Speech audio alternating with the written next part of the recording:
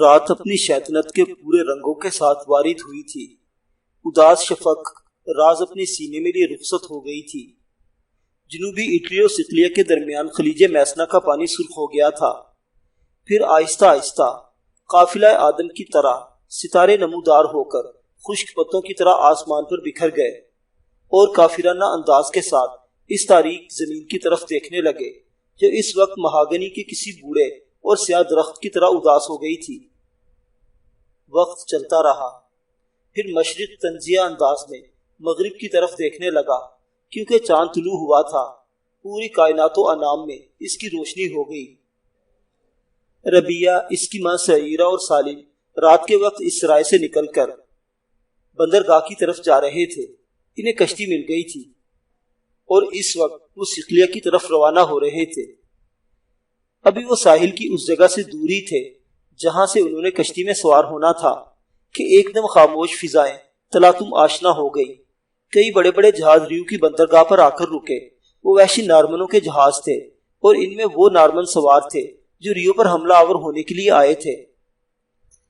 جہاز جو ہی ساحل پر رکے، غارت گر اور خونہ شام نارمن نیچے اترے اور اپنی پوری حیوانی طلب اور شور و شر کے ساتھ ریو کے مسلمانوں پر حملہ آور ہوئے۔ وہ ان سراؤں اور گھروں کا رخ نہ کر رہے تھے جہاں سلیب لہرا رہی تھی۔ مسلمانوں کے گھروں کو انہوں نے لوٹنا اور آگ لگانا شروع کر دیا تھا۔ سراؤں میں ٹھہرے ہوئے مسلمانوں کی عجیب کیفیت ہو گئی تھی۔ ان کی حالت اس بدقسمت مسافر جیسی تھی جس کی منزل اس کے سامنے آ کر نگاہوں سے اوجھل ہو گئی ہو۔ مسلمان بیچارے لٹ رہے تھے۔ نارمنوں کی حالت کچھ ایسی تھی جیسے بے شمار سور اپنے باڑے سے نکل کر مہذب انسانوں پر حملہ آور ہو گئے ہوں۔ ربیہ، سالم اور سعیرہ نارمنوں کو حملہ آور ہوتے دیکھ کر پلٹے اور اس سرائی کی طرف واپس بھاگے جس میں وہ ٹھہرے ہوئے تھے۔ ابھی وہ تھوڑی دور ہی گئے تھے کہ دو نارمن اپنے گھوڑے دوڑاتے ہوئے ان کے تعاقب میں لگ گئے۔ بھاگتے ہوئے بوڑھی سعیرہ ذرا پیچھے رہ گئی۔ ان دونوں نارمنوں نے فوراً اسے جا لیا اور اپنی تلواروں سے پے در پے حملے کر کے اسے ختم کر دیا۔ سعیرہ زمین پر گری اور تڑپ تڑپ کر مر گئی۔ اس کا خون بہہ کر زمین پر پھیل گیا تھا۔ ربیہ نے مڑ کر واپس اپنی تڑپتی ہوئی ماں کی طرف بڑھنا چاہا لیکن سالم نے اس کا بازو پکڑ کر روکتے ہوئے کہا، ایسا کرنا حماقت ہے، میرے ساتھ تیزی سے بھاگو ورنہ یہ ہم دونوں کو بھی زندہ نہ چھوڑیں گے۔ اگر انہوں نے تمہیں پکڑ لیا تو میں پوری زندگی اپنے آقا کو منہ نہ دکھا سکوں گا۔ ربیہ اب پوری قوت سے سالم کے ساتھ بھاگ رہی تھی۔ دونوں بھاگتے ہوئے ایک تنگ و تاریک گلی میں داخل ہوئے جو آگے جا کر ایک کھلے میدان میں کھلتی تھی۔ ربیہ ہچکیاں لے لے کر رو رہی تھی اور سالم اس کا بازو پکڑ کر دوڑ رہا تھا۔ جب وہ اس کھلے میدان میں آئے جس کے اندر وہ تنگ گلی کھلتی تھی تو انہیں اپنے پیچھے گھوڑوں کی ٹاپوں کی آواز سنائی دی۔ سالم نے فوراً کچھ سوچا اور بائیں طرف ایک ایسے مکان کے بیرونی دروازے کے چھجے تلے کھڑا ہو گیا جو تاریکی میں ڈوبا ہوا تھا اور جس کے اوپر لکڑی کی سلیب نصب تھی۔ وہ دونوں نارمن جو ان کا تعاقب کر رہے تھے اس کھلے میدان میں اپنے گھوڑے دوڑانے لگے تھے۔ شاید وہ ان دونوں کو تلاش کر رہے تھے۔ ربیہ اور سالم جس دروازے کے ساتھ ٹیک لگا کر کھڑے تھے، اچانک وہ دروازہ آہستہ آہستہ پیچھے کی طرف کھلنا شروع ہوا۔ سالم نے اپنی تلوار بے نیام کر لی تھی اور ربیہ خستگی و ماندگی کی حالت میں اس کی طرف دیکھنے لگی تھی۔ پھر اس مکان کے اندر سے کسی کے سرگوشی کرنے کی آواز سنائی دی۔ میں جانتا ہوں تم دونوں مسلمان ہو اور یہ دونوں نارمن تمہیں تلاش کر رہے ہیں۔ اندر آ جاؤ، تمہارا یہاں ٹھہرنا خطرے سے خالی نہیں، ایسی صورت میں وہ دونوں تمہیں تلاش کر لیں گے۔ ربیہ اور سالم اس مکان میں داخل ہو گئے۔ انہوں نے دیکھا دروازہ کھولنے والا ایک بوڑھا مرد تھا جس کی کمر جھکی ہوئی تھی۔ جب اس بوڑھے نے دروازہ بند کر دیا اور ان کے ساتھ مکان کے اندرونی حصے کی طرف جانے لگا تو سالم نے اس سے سرگوشی میں پوچھا، کیا تم عیسائی ہو؟ بوڑھے نے مسکراتے ہوئے کہا، اگر تم نے یہ اندازہ صدر دروازے پر نصب لکڑی کی اس سلیب سے لگایا ہے تو تم غلطی پر ہو۔ ہم مسلمان ہیں اور یہ سلیب عیسائی حملوں سے محفوظ رہنے کی خاطر احتیاط کے طور پر ہم نے لگا رکھی ہے۔ وہ بوڑھا کچھ اور بھی کہنا چاہتا تھا کہ صدر دروازے کے قریب ہی انہیں دو نارمنوں میں سے ایک کی آواز سنائی دی۔ وہ اپنے ساتھی سے مخاطب ہوا تھا، ان دونوں کو یہیں کہیں ہونا چاہیے۔ وہ بھاگ کر آگے نہیں گئے، یہیں کہیں چھپے ہوں گے۔ دوسرے نارمن نے قدرے جھلاتے ہوئے کہا، تم ان کے متعلق اس قدر بے تابی کا اظہار کیوں کر رہے ہو؟ پہلا بولا، تم بیوقوف ہو، چاند کی روشنی میں اس لڑکی کا چہرہ میں نے دیکھا، بالکل کوسے قزا کے گلابی رنگ جیسا اس کا چہرہ۔ میں نے اپنی زندگی میں اس قدر حسین لڑکی نہیں دیکھی۔ ایسا معلوم ہوتا ہے پورے عرب کا حسن اس میں سمو دیا گیا ہو۔ میں اسے اپنے ساتھ لے جا کر اسے اپنی بیوی بناؤں گا۔ اگر وہ مجھے نہ ملی تو میں سمجھوں گا کہ کوئی مجھ سے میری روح چھین کر لے گیا ہے۔ ربیہ، سالم اور وہ بوڑھا دروازے کے قریب ہی کھڑے ان دونوں نارمنوں کی بات چیت سن رہے تھے۔ ایک ساتھ بے شمار گھوڑے دوڑنے کی آواز سنائی دی۔ پھر ایک نارمن کی آواز بلند ہوئی، ہمارے ساتھی آ گئے، اب ہم ان میں شامل ہو جانا چاہیے۔ دوسرے نارمن نے ضد کرتے ہوئے کہا، میں اس لڑکی کو ضرور تلاش کروں گا۔ دیکھو، اس مکان کے دروازے پر سلیب نصب ہے، میں ضرور ان سے اس لڑکی کے متعلق پوچھوں گا، یہ ہمیں اس لڑکی کا گھر کا پتہ ضرور بتا دیں گے، اور اس طرح میں اسے اپنے ساتھ لے جانے میں کامیاب ہو جاؤں گا۔ ان نارمنوں نے کوئی فیصلہ کیا اور پھر وہ اس گھر کا دروازہ پیٹنے لگے جس کے اندر ربیہ اور سالم تھے۔ اچانک اس بوڑھے میزبان کے منہ سے گھبراہٹ میں نکل گیا، غضب ہو گیا، وہ دونوں نارمن ادھر ہی آ گئے ہیں۔ دستک دینے والے نارمن نے چلا کر کہا، یسوع مسیح کی قسم، وہ لڑکی اسی مکان میں ہے۔ میں نے تمہیں کہا تھا نا کہ وہ یہیں کہیں سے بھاگ کر نہیں گئے، پر یہ دروازہ کیوں نہیں کھل رہا؟ آؤ دونوں مل کر اسے توڑ دیتے ہیں۔ سالم اپنی تلوار مضبوطی سے تھامتے ہوئے مستعد ہو گیا تھا۔ باہر کھلے میدان میں ان گنت نارمنوں کے شور کرنے اور گھوڑے دوڑانے کی آوازیں سنائی دے رہی تھی۔ ایک دم دروازہ ٹوٹ کر گر گیا اور دونوں نارمن غضب آلود چہروں کے ساتھ اندر داخل ہوئے، اور ان میں سے ایک ربیہ کو دیکھتے ہی چلا اٹھا، قسم خداوند یسوع مسیح کی، یہی وہ لڑکی ہے اور اسی کی مجھے تلاش تھی۔ سالم نے اپنے سامنے اپنی تلوار لہراتے ہوئے کڑک کر کہا، وہیں کھڑے رہو، اگر کوئی آگے بڑھا تو گردن کاٹ دوں گا۔ وہ نارمن غراتا ہوا آگے بڑھا، دیکھتا ہوں تم میرا کیا بگاڑتے ہو، میں ہر حال میں اس لڑکی کو حاصل کر کے رہوں گا۔ وہ نارمن ابھی چند قدم ہی آگے بڑھا تھا کہ باہر سے اللہ اکبر کی زوردار اور پر اثر تکبیریں بلند ہونے لگی، اور مسلمانوں کے گھروں کو لوٹنے والے نارمن زور زور سے چلا کر اپنے ساتھیوں کو مستعد و مطلع کرنے لگے تھے۔ مسلمان آ گئے، مسلمان آ گئے۔ اب اللہ اکبر کی صدائیں لگاتار کچھ اس طرح سدائی لینے لگی تھی جیسے برق و رات کی آوازیں بلند ہو رہی ہوں، یا خوابیدہ سمندر برہم ہو کر جاگ اٹھا ہو اور اس کے کنارے کی خاموش اور سیاہ چٹانیں بھیانک آوازوں میں ٹوٹنے لگی ہوں۔ دونوں نارمن مڑے اور باہر بھاگ گئے، وہ خوفزدہ دکھائی دے رہے تھے۔ اب چاروں طرف تکبیر کی آوازیں بلند ہو رہی تھی، جیسے فطرت کے جنگجو عناصر قدرت کی رہنمائی میں کائنات کے عدو پر جھپٹ پڑے ہوں۔ ربیہ اور سالم بھاگتے ہوئے باہر آئے۔ انہوں نے دیکھا بندرگاہ کی طرف سے بے شمار گھوڑے سرپٹ دوڑتے اور دھول اڑاتے ہوئے اس کھلے میدان کی طرف آ رہے تھے جس کے اندر نارمنوں نے لوٹ مار کا بازار گرم کر رکھا تھا۔ جب وہ سوار چاند کی روشنی میں ان کے سامنے آئے تو انہوں نے دیکھا ان سواروں کے آگے آگے تمیم بن صالح اپنے سفید اور سرکش گھوڑے پر سوار طوفان اور آندھی کی طرف بڑھتا ہوا آ رہا تھا۔ اسے دیکھتے ہی سالم چلا اٹھا، میرے آقا آ گئے، میرے آقا آ گئے۔ ربیہ بڑے شوق سے تمیم کی طرف دیکھ رہی تھی، جیسے تپتے صحرا میں اٹھنے والے تیز اور بے کنار بگولوں کی طرح نارمنوں پر حملہ آور ہو رہا تھا، بالکل اس چوپان اور اس گڈریے اور چرواہے کی طرح جس کے ریوڑ پر بھیڑیوں نے حملہ کر دیا ہو اور وہ اپنی خوناشون تلوار سوت کر ان کے تعاقب میں نکل کھڑا ہوا ہو۔ دیکھتے ہی دیکھتے تمیم بن صالح کی قیادت میں آنے والے مسلمان رضاکار راس و ذوب بن کر کسوف و خسوف کی طرح نارمنوں پر چھانے لگے تھے۔ شہر کے اندر اس کھلے میدان میں موت کا رقص شروع ہو گیا تھا۔ دفتن ربیہ اور سالم چونک پڑے۔ 6 نارمن سوار اپنی تلواریں سونتے ہوئے اکیلے تمیم پر حملہ آور ہوئے تھے۔ شاید وہ جان گئے تھے کہ وہ آنے والے مسلمان رضاکاروں کا سالار ہے، لہٰذا وہ اسے ختم کر کے میدان کو اپنے ہاتھ میں لینا چاہتے تھے۔ ان 6 سواروں نے تمیم کو گھیر لیا تھا۔ تمیم ان کے درمیان خاموش چٹان اور پرسکون سمندر کی طرح کھڑا تھا۔ ربیہ کی حالت یوں ہو گئی جیسے ابھی کچھ دیر میں وہ پھوٹ پھوٹ کر رو پڑے گی۔ نارمن سوار تمیم کے گرد حصار تنگ کرتے جا رہے تھے۔ تمیم بار بار گھوڑے کی باگیں کھینچ کر کسی اچھے رخ پر ان کا مقابلہ کرنا چاہتا تھا، لیکن گھوڑا شاید اس کی خواہش کے مطابق عمل نہ کر رہا تھا۔ اپنے بائیں ہاتھ میں پکڑی ہوئی چمکتی ڈھال تمیم نے گھوڑے کے منہ پر مارتے ہوئے زور سے کہا، تمہیں میرا مطیع و منقاد بن کر لڑنا ہوگا۔